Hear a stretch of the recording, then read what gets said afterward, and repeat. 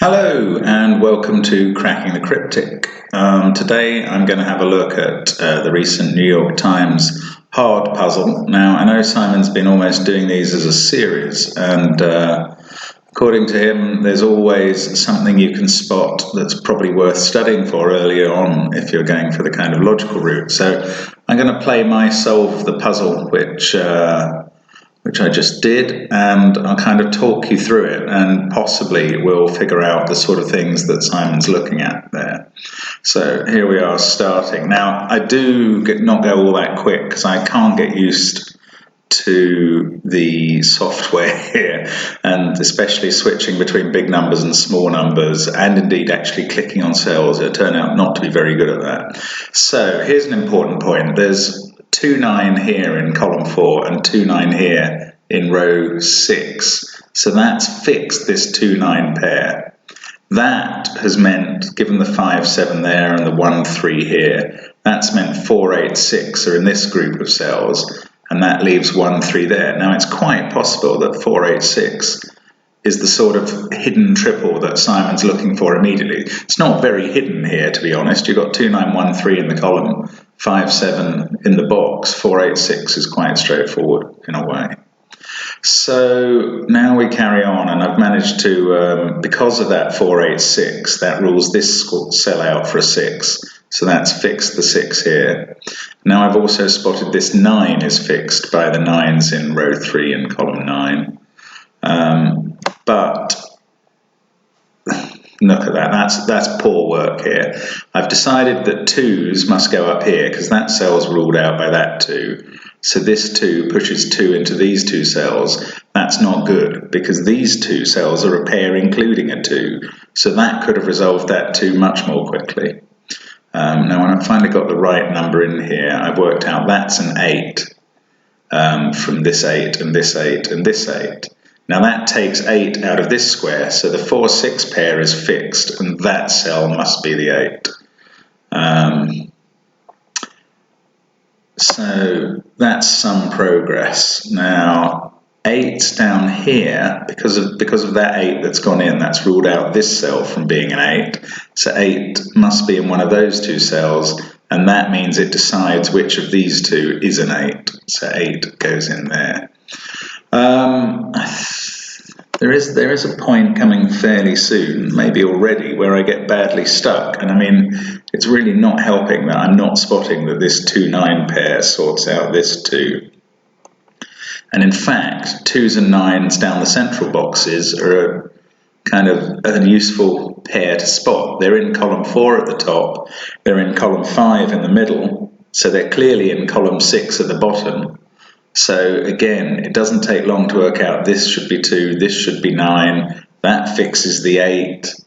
You know, it's all there available. In fact, that 9 will then fix this 9.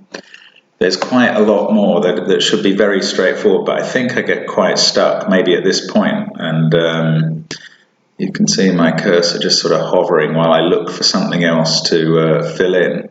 I think my eyes kept being drawn to this box here where 7 was ruled out of the central 3 there, but that didn't particularly help. The 7, 8, 1, 9 group up here is normally fairly powerful because you can rule things out either of that column or of that row, but not in this case. So finally I've spotted that 2, 9 sorts out the 2, then I can put in the 9 below it.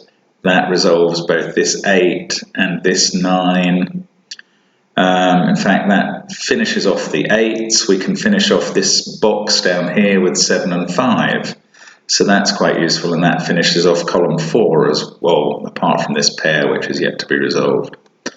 So coming over here, 5 must be in the middle row of this box. And I think I have another bit of a pause here while I'm looking for something else to do. 9 can't be there, so it must be in one of these 2. I don't think I've meant to make that 9 large. In fact, I've worked out this 9 has sorted out the 9s down here now. But Now what I do is a bit different. This is not the normal Snyder notation. That 4, 6 aren't the only places 4 and 6 can go in the box. I've just worked out that in this cell they can only be 4, 6, which is a useful pair with this 4, 6. So in fact that means that 7, 5 are paired between there and there. And that's allowed some progress now. Now the 4s and 6s can actually be resolved. 6s will allow a 6 up here as well. Now that's interesting as well. The 6s in columns 1 and 2 means 6 is in rows 1 or 2 here. That 6 means 6 is in rows 1 or 2 here. So 6 in this box must be in row 3. And we've already got 2 of the cells ruled out by these 6s. So that's why a 6 went in there. So a little bit of speed there, but it's important for my notation system that I remember from now on that this 7, 5 and this 7, 5 are not normal Snyder notation 7, 5s. They're the only possibilities for those 2 cells. So I am prepared to slightly deviate from the normal markings when I think it's going to be helpful. Now here's a uniqueness thing. That 3 that I've been able to put in has stopped that being a 3. And there can't be a 3 in with the 1 here, because that would give us a uniqueness problem with the 1, 3 here. There'd be no way to resolve these 4 cells, the 2 here and the 2 here, if these were 1, 3. So that's how I knew that 3 was in row 2 there, and therefore in row 1 up here.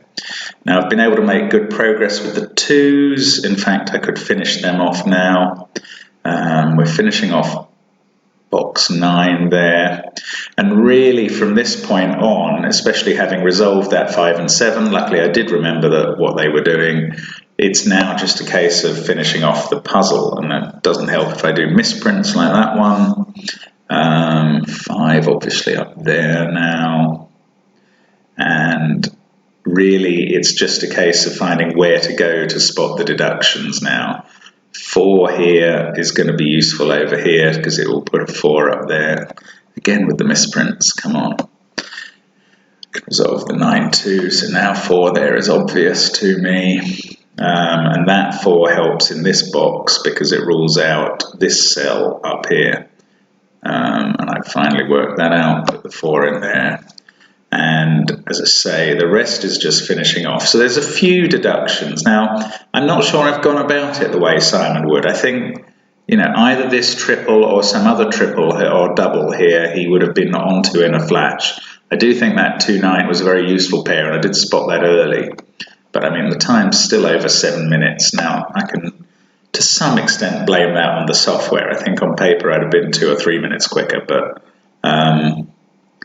still had some pauses during the solve. And I mean, I'm sure that if you've been following the series, and especially if you've been looking at Simon's notes on the harder puzzles, on the New York Times hard puzzles specifically, you'd have been finding the solution an awful lot quicker. So, or bits of, sorry, what I mean is you've been finding your way to bits of the solve more quickly than I did. But anyway, that's my solve of this week's New York Times hard puzzle. I don't think they're as hard as a super fiendish in our times, but there's certainly always something to look for. They're quite instructive puzzles to do. I hope that was of some help to you, and please do subscribe to the channel if you haven't yet.